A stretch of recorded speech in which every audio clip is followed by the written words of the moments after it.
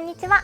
ハンドメイド作家の花です。今回は去年に引き続きハロウィンの仮装衣装を作っていきたいと思います。